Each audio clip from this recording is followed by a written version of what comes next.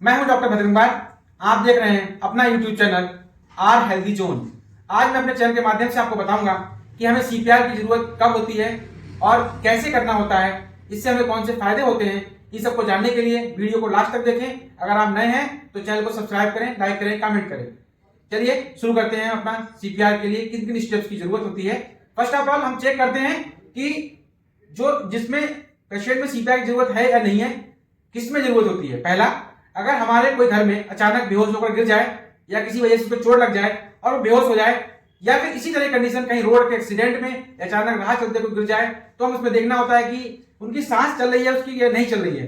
अगर सांस नहीं चल रही है तो जल्दी से हम नाक पर दो फिंगर रख कर देखते हैं कि हमें हवा आ रही है। सांस चल रही होगी तो हवा का पता चलेगा, हवा आ रही है।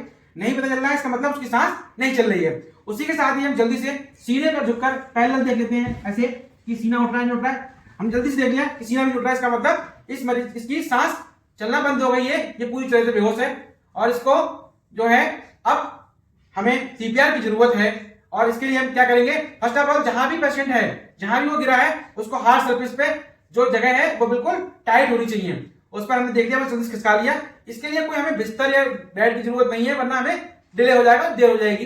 तो इसके लिए फटाफट जल्दी से करते हैं, उसको देखते हैं कि कहीं मरीज के मुंह में कुछ फंसा हुआ तो नहीं है। हम जल्दी से खोला मुंह उसका और देखा, और उसकी टिन जो है टिल्ट कर दी, जिससे कि एयर पे पैसेज क्लियर हो जाए, सांस की नली सीधी हो जाए और उसमें जो भी फंसा फटाक से हाथ से हम निकाल देते हैं। और उसके लिए तुरंत सडनली स्टार्ट कर देते हैं। दोनों हाथ, एक हाथ से दूसरा हाथ उसके ऊपर रखते हैं, दोनों हाथ मोड़ने नहीं चाहिए और अपनी जहां भी है अपने घुटनों के बल हम बैठ जाते हैं।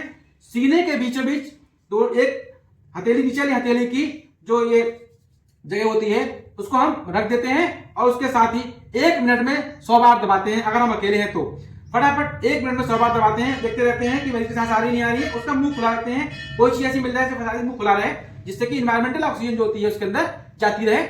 और उसके साथ ही जब हम सीपीआर कर रहे हैं तो इसकी नीड क्या है कि ब्लड का सर्कुलेशन बना रहेगा, जिससे कि उसके शरीर के सभी हिस्सों में ऑक्सीजन उसके साथ पहुंचती रहेगी। उसके साथ ही अगर हम दूसरे को आवाज लगाएं, घर पे हैं या रोड पर भी हैं, भैया एम्बुलेंस को बुला दीजिए, इससे पेशेंट को ऑक्सीजन की जरूरत है, इस तरह की आवाज निकालते रहें। अगर हम लोग कहीं बाई चांस 2 लोग हैं तो जल्दी से हमने 30 बार सीपीआर किया, मतलब चेस्ट को कंप्रेशन दिया। चेस्ट हमें इतना दबाना होता है कि 1 इंच जो है सीना तब जाना चाहिए मरीज का, और फिर हमारे हथेली के साथ ही रिकॉइल साथ ही उठना चाहिए। इस तरीके से हम जल्दी जल्दी 1 मिनट में 100 बार करते हैं। अगर 2 लोग हैं तो हम देखते हैं कि जो 30 बार दबाने के बाद फिर उसको मुंह से सांस दे देते हैं। अगर आप माउथ टू माउथ ब्रीदिंग जानते हो तो मुंह से सांस दे देते हैं, जिससे उसकी जो हमारी ऑक्सीजन है वो कुछ हद तक उसको रिलीफ दे सकती है, जब तक कि उसे ऑक्सीजन नहीं मिल रही है। तो साथियों, एक तरीका था सीपीआर का जो हमने बताया, इससे हम कई जानें बचा सकते हैं। रास्ते चलते किसी को अचानक, वहां पे हर जगह हॉस्पिटल नहीं होता, घर पे भी हॉस्पिटल नहीं होता है, तो जो हमारा पेशेंट है, ये हमने अगर काम कर लिया, अगर हमने अपने जीवन में 2 जानें ही बचा ली, तो ये बहुत ही पुण्य का काम माना जाता है। जो मानव जीवन है उसके लिए इससे बड़ा पुण्य का कोई काम नहीं होगा। हमने अगर जीवन बचा लिया तो हमने बहुत अच्छा कार्य कर लिया। तो सीपीआर सबको आना चाहिए, और फॉरेन कंट्रीज में लगभग सभी लोग इस बारे में जानते हैं। हमारे देश में अवेयरनेस कम है, और थोड़ा सा ये भी जान लीजिए कि कुछ लोग